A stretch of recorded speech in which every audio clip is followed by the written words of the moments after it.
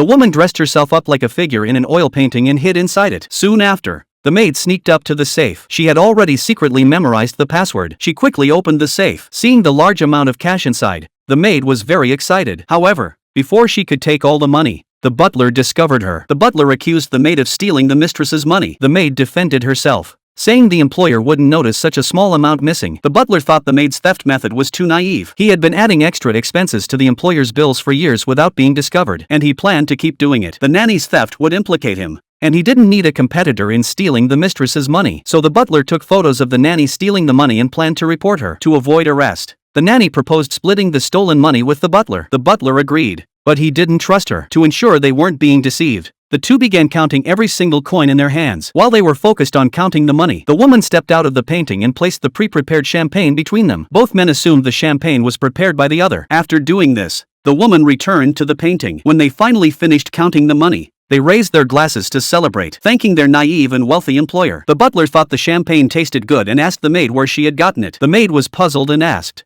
"Wasn't the champagne prepared by the butler?" The woman resolved their confusion, explaining that she had prepared the champagne. The two felt awkward. The butler asked the woman if she already knew everything. The woman gave an affirmative answer and said the police would be there shortly. While waiting for the police to arrive, they could take a nap.